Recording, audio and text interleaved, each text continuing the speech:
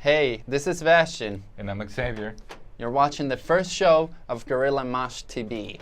And this is the place where you can find all that underground music that you're looking for, all those bands. We film them playing live. We film interviews of them. One of those bands that we filmed was Sebastian's band, which is Alpharist, and I'm the drummer, and you're about to watch the first interview of the show. So there you go, there's Alpharist for you.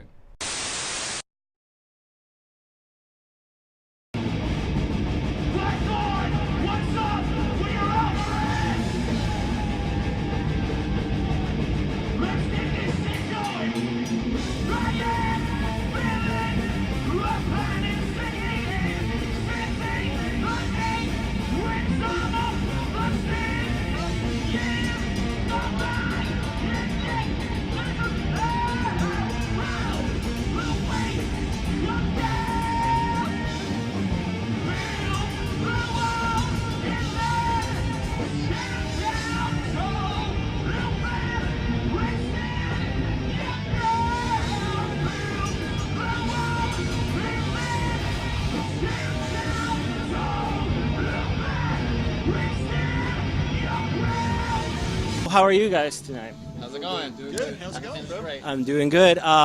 So let me start with your names. What are your names? And what do you do for the band? I'm Alan, and I'm the guitar player. I'm Sebastian. I play drums. I'm Kirill. I'm the guitarist. I'm Andres. I'm the bass player.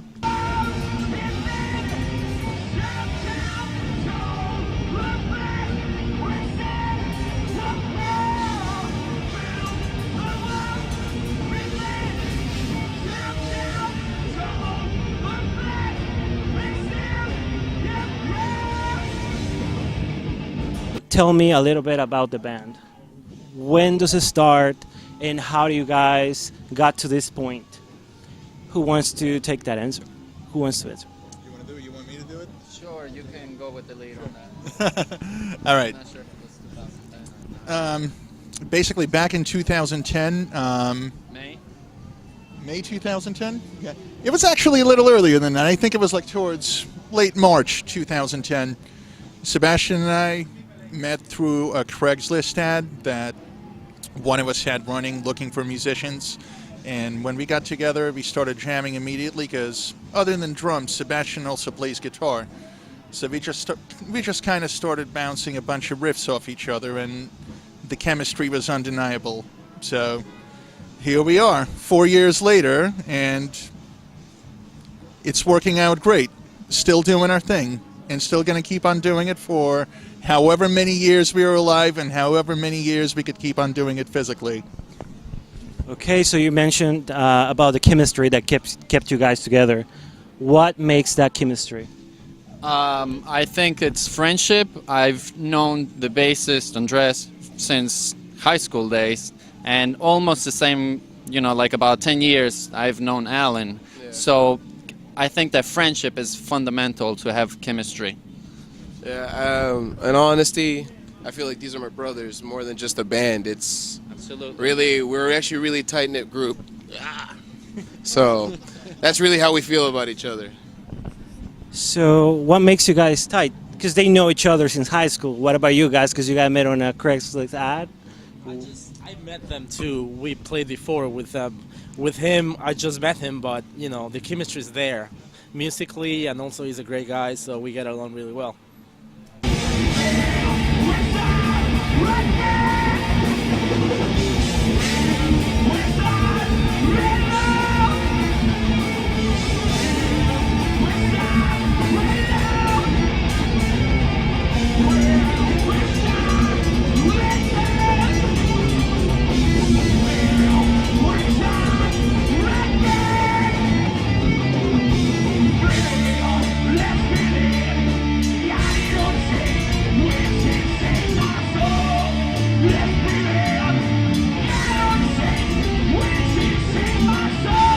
How do you guys feel that your band has been evolving throughout these 4 years?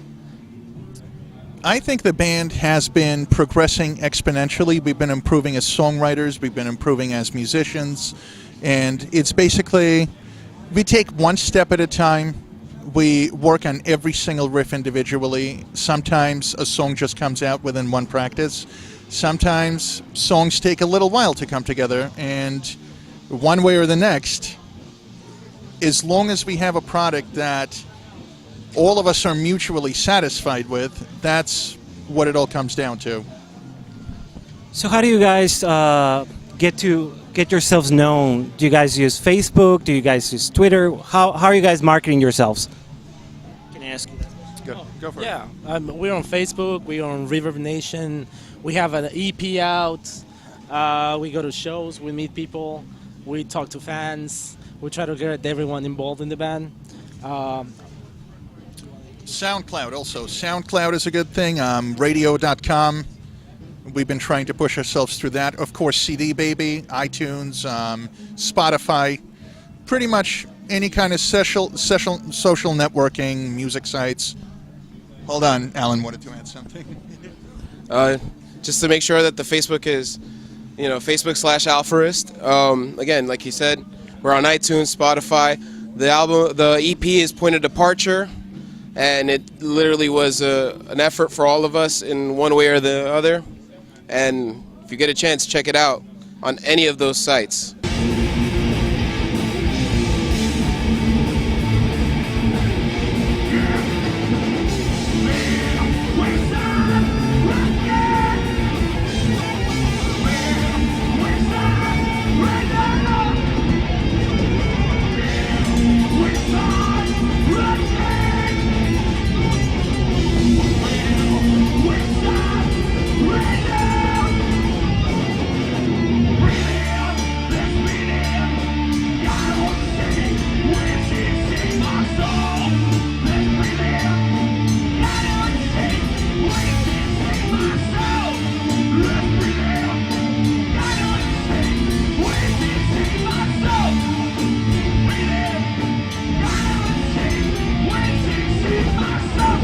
A crazed serial killer that's able to transcend dimensions, and in my mind, he is the devil, and the song is about his eventual death. What is the music video about? Is there a story for your music video? Yeah, there is. There is a story. Plot and there's a story. It's literally about a killer, and how he reaches his end. It's his story and then his end, pretty much.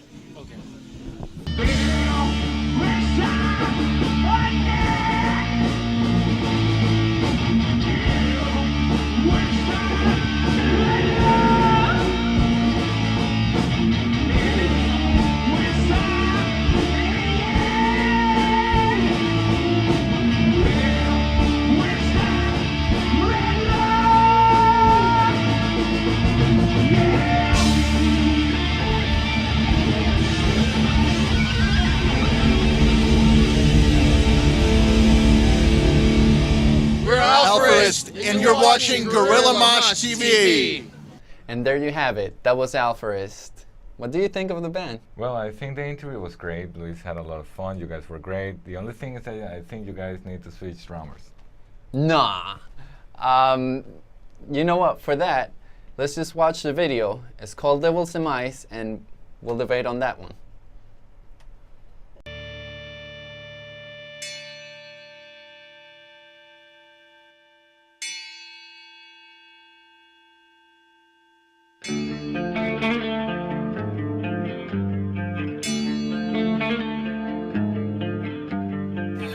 In the shadows where darkness dwells, lives a man locked in his cell.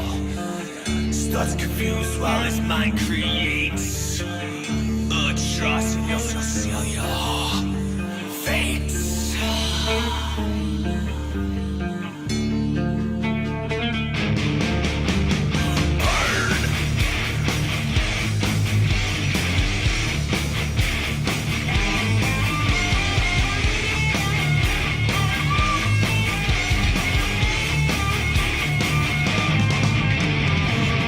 There comes a time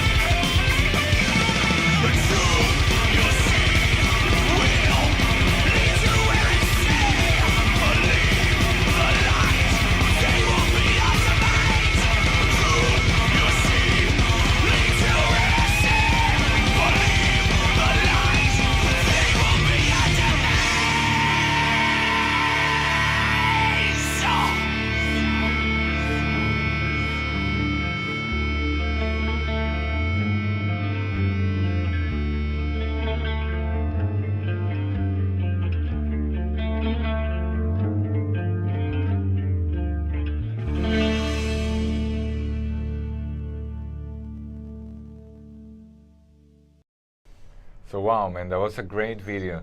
I take it back. You're an awesome drummer. That was great, man. I loved it. So good. Awesome. All right, next we have Diecast. I happened to be there when they were playing the show, and I have to tell you, these guys are phenomenal. So there you go, the interview with Diecast. Hello guys, this is Luis and we're with Guerrilla Mosh TV and I'm with Diecast. Hello guys, how are you tonight? Very good. Pretty awesome. Woo! Okay, so I have the first question that I have for you guys is, what are your names and what do you guys do for the band? I'm going to start with you. My name is John and I play guitar. I'm Eddie, I play bass. I'm Paul, I sing. I'm not a short midget from Canada, so I'm actually Paul who sings. Well, he is Dennis. Don't hold it against him, though. I'm Tyler and I drink beer. And this is Dan and he's here for moral support. He also drinks beer. We all drink beer. So, cheers. Salud! Salud! Salud. Can you guys tell me a little about your history? Can you tell me more about Diecast? Well, you know, it's got to go to Mr. Jonathan Kita. Mr. John? Who is the premier member of said Diecast. Hi. Diecast started in about 1998. Put out a demo. This thing on cassettes. They're called cassettes. Kids probably don't know what they are nowadays, but they're cassettes. Yeah, it's kind of insane. What about sex? Yeah, no, it's tape.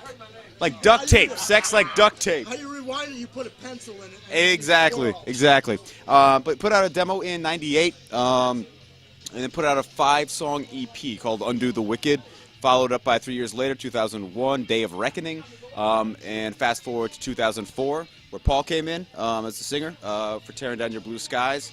When it got good. Yeah, there you go. And then we did Internal Revolution, where Dennis came in to play the drums. And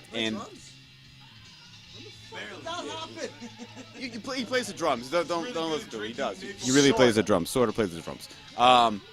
And then in the last 5 years, 5 or 6 years, Eddie has been playing bass for us since the release of Internal Revolution. And then for about a year or whatever, my friend Tyler here and I go way back, and we played in a couple of bands together. And he's been actually pretty famous. He was in Once Beloved. Yes. Once Beloved, Whip City Metal. Fuck yeah. And he's been playing guitar for us for almost a year, filling in, that kind of thing. So, and we have a new record coming out called Through Blackened Wings, which will be Blackened Wings. Through Blackened Wings. Exactly. It's difficult to see through them. They're black. They're wingy, you know. And the answer's But, So, Paul, do you want to talk more about your history since you started? Yeah, I mean, it's actually kind of funny. I auditioned for the guys in Diecast, and I had no clue that I was going to get the gig. And when I finally got it, it was like, oh, really? Oh, I got it? Damn it, now what am I going to do? I got it. I got to do this. But it was the best thing that ever happened in my life. And guys like John, I mean, took me under his wing, and he was like, dude, he was like his black and wing. I was like, John, I don't know if we can do it. He's like, Paul, your vocals are effing amazing because I don't know what your censorship is on your channel. And I was like, dude, that's all the confidence I need. And we had some amazing tours, man. And you know, I mean, life is what it is. We've done so many things between the last record and this record while having fun. But I can tell you, we are so effing excited about this new record. Like, it's going to be awesome. Through Blackened Wings. It's going to be finished in the next month and a half or so. And when it comes out, it's really only the beginning. And we have so many amazing loyal fans in this scene. Like, people are just starving and hungry for real stuff. Not this stuff that these record labels are creating and putting together to try to sell dollars, of the stuff that gives the scene a chance to be real. And that's all we want to do, is our chance to be real. So if everybody wants to be real with us, we're going to be real with you, and we're going to have an amazing time. And thank you, everyone, for giving us the opportunity to be what we are, which is average guys who do what we love, to party with our friends. Thank you. Where is Guerrilla Mosh TV from? Guerrilla Mosh TV is from New York. Yeah, so... And New Yorks happen to be Americans. New York happens to be Americans, you know? Covers Englishes.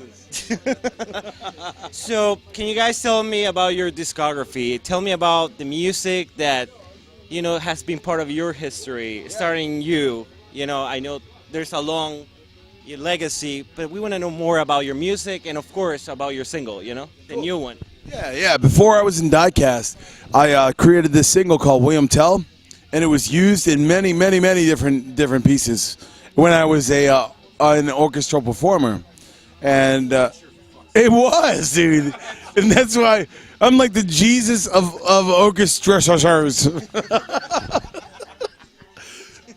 I also once did the theme song for Gumby, and not many people can claim dude, Gumby was the shit, and I did it. Gumby, that green motherfucker, I did that shit. John, tell us about when you were a stunt double for Johnny Depp and Orlando Bloom in Pirates of the Caribbean. It never happened. We went on the tour with Slayer, and I missed my opportunity. That's pretty much it, unfortunately. You missed your opportunity to be a stunt double in a movie? Stand-in. Oh, stand-in. Over the shoulder. That's a pretty good experience, you know? It would have been cool. It would have been cool. Yeah, that's pretty cool. Yeah. Well, I gotta say, you know, I was talking to some people outside, and they were saying really cool stuff about you guys. Awesome. You know, it's really cool. So I don't know. What they say about us. About you guys. About you guys. Yes. About you. They were. What were they doing outside while we were playing?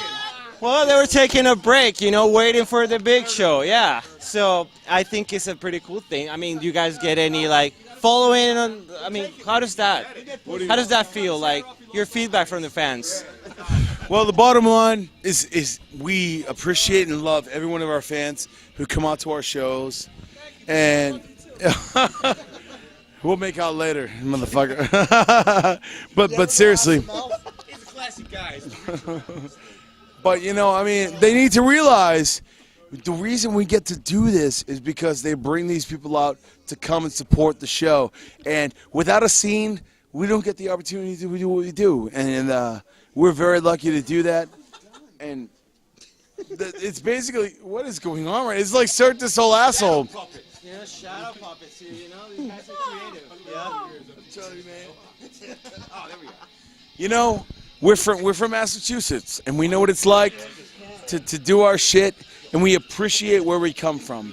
And the scene in Mass, the scene in New York, we give each other shit, but what is going on?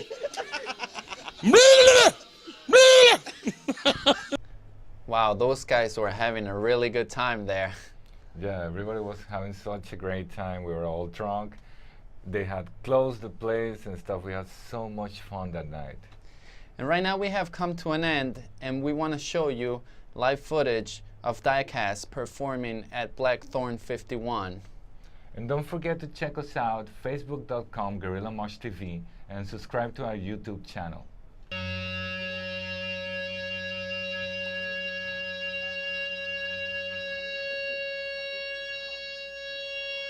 Yeah.